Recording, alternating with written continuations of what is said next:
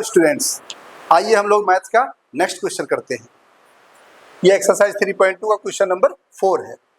आइए यहाँ पर क्या लिखा है, how many sides does a regular polygon have if each of its interior angle is 165 degree.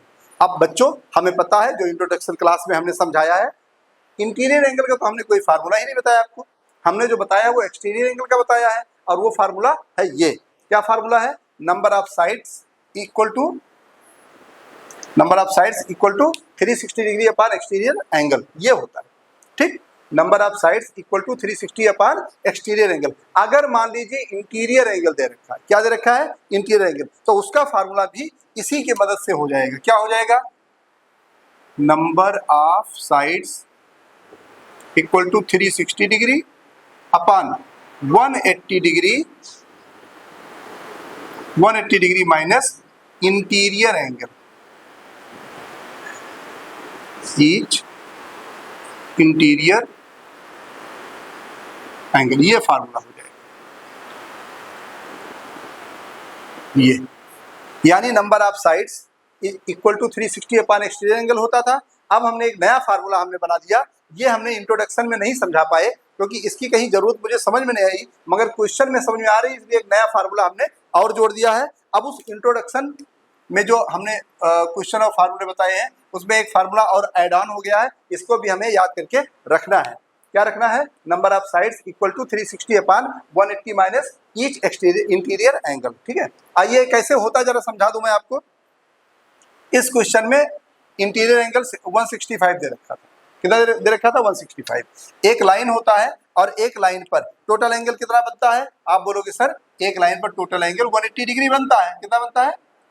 ये पूरा 180 डिग्री है, जिसमें से ये 165 है, तो बताइए बचा हुआ एंगल क्या होगा? तो आप बोलोगे सर ये 180 जो टोटल एंगल है 180, उसमें से अगर ये एंगल अंदर वाला एंगल माइनस कर दें तो जो है हमारा एक्सटीरियर एंगल बाहर का आ जाएगा। इसको माइनस कर देते हैं, 15 डिग्री आ गया। क्या आ गया? यानी एक्सटीरियर एंगल क्या आ गया? 15 डिग्री। यानी कभी भी इंटीरियर एंगल अगर गिवन है तो हम क्या करेंगे? 180 में से उसे हम माइनस कर देंगे, ऑटोमेटिक एक्सटीरियर एंगल हमारा आ जाएगा। आइए हम लोग सॉल्व कर लेते हैं। n equal to 360 degree upon 180 minus 165 degree, तो ये सॉल्व करके हम करेंगे 360 डिग्री अपान 180 में 165 माइनस करेंगे, 15 आ जाएगा। अब हम इसे कैंसिल करेंगे, 360 अपान 15, इसे हम कैंसिल कर देंगे। 15 से टेबल पढ़ लेते हैं। 15 1 जा 15 और 15 2 जा 30, और उसके बाद 60 हो गया, 6 और 0 60 हो गया, 15 4 जा 60। यानी n इक्वल क्या आ जाएगा? 24 साइड्स आ जाएगा।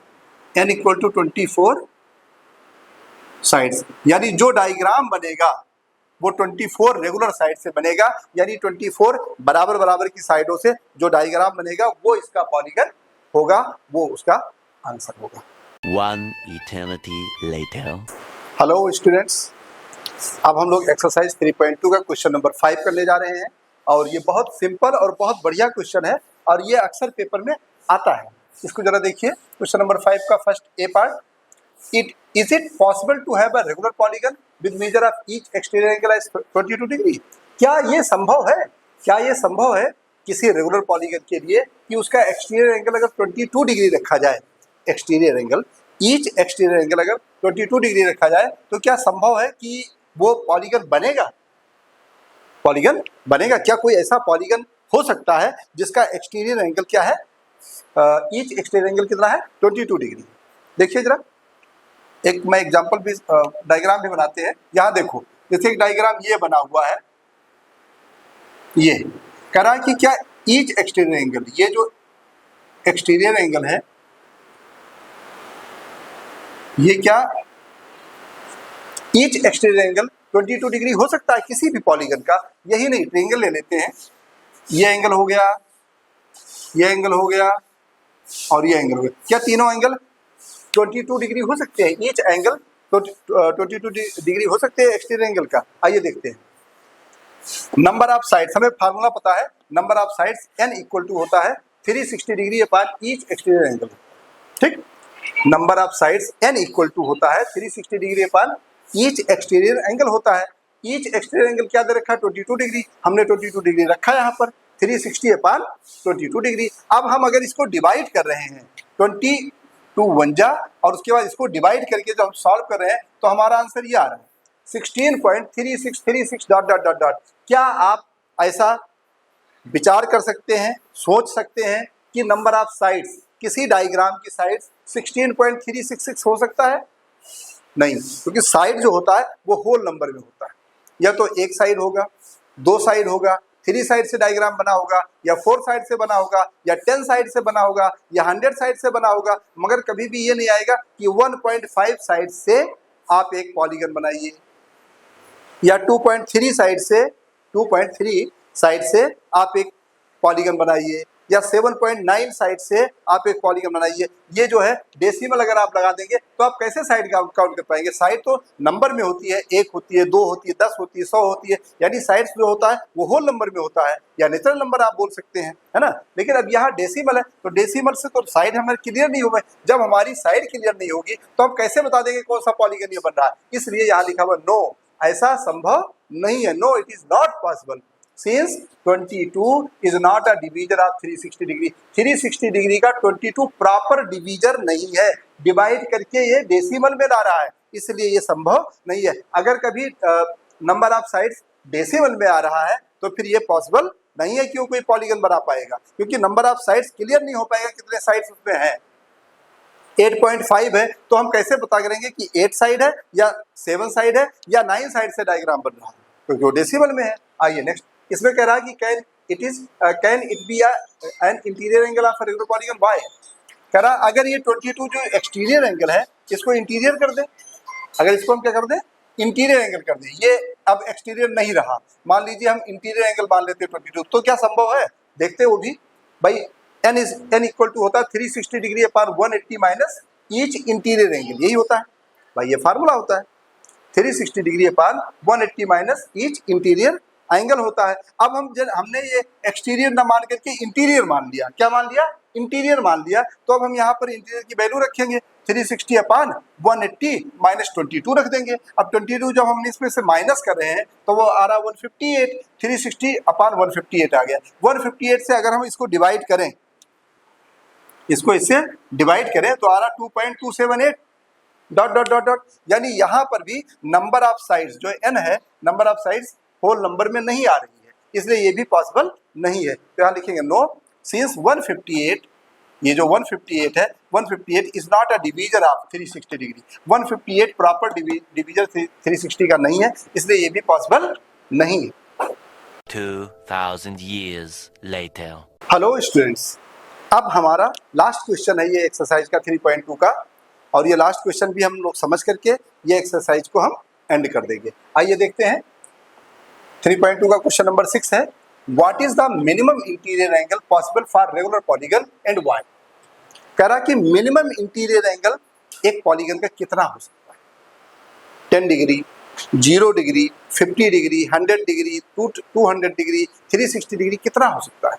यानी किसी भी पॉलीगन कहाँ से स्टार्ट होता है? अगर मैं आपसे पूछूंगा कि बेटा बताओ पॉलीगन कहाँ से स्टार्ट होता है, आप बोलोगे सर कम से कम मिनिमम 3 साइड चाहिए, उसके लिए कम से कम 3 साइड चाहिए तभी हम पॉलीगन बना सकते हैं। 3 साइड मीन्स ट्रायंगल, यानी पॉलीगन स्टार्ट होता है ट्रायंगल से, यानी 3 साइड से, और जाता कितना है?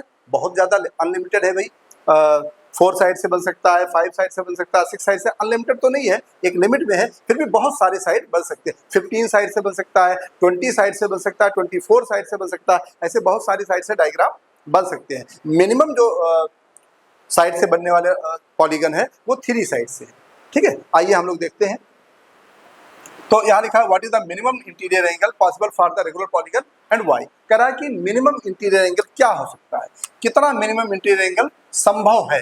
तो हमने यहाँ पर 3 डायग्राम लिए, 3 डायग्राम लिए। एक तो ट्रायंगल लिया है, इक्विलेटरल ट्रायंगल, जिसकी तीनों साइडें इक्वल है। जब तीनों साइड इक्वल है तो एंगल कितना होगा? 60 डिग्री होता है इसका। एक हमने लिया स्क्वायर, स्क्वायर में सारी साइडें इक्वल है, 4 साइड्स का है ये, और इसके सारे एंगल क्या है इंटीरियर के? 90 डिग्री है। और एक हमने और लिया है पेंटागन दिया है, रेगुलर पेंटागन लिया है, इसकी सारी साइडें इक्वल हैं,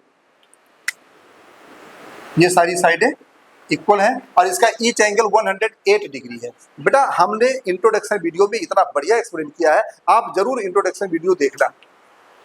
वहां पर हमने बताया किसी भी पॉलीगन का अगर हमें इंटीरियर एंगल निकालना है तो उसके लिए फार्मूला होता है n-2 into 180 degree, n-2 into 180 degree. n है नंबर ऑफ साइड्स, यहाँ 5 साइड था हमने 5 रख दिया, 5 - 2 किया 3 आ गया, 3 इंटू 180 डिग्री, 180 को 3 से मल्टीप्लाई किया 540 हो गया, 540 डिग्री हो गया। उसको इसमें साइड है कितनी है 5 साइड से, तो 5 से हमने डिवाइड किया तो 108 डिग्री ईच एंगल आया इंटीरियर का। यानी हर एक इंटीरियर एंगल कितना हो जाएगा 108 डिग्री का होगा। कितना होगा 108 डिग्री। ठीक है जी, तो ये हमारा आया। अब हमें देखो जो ये क्वेश्चन कर रहा है, क्वेश्चन पे हम लोग चलते हैं।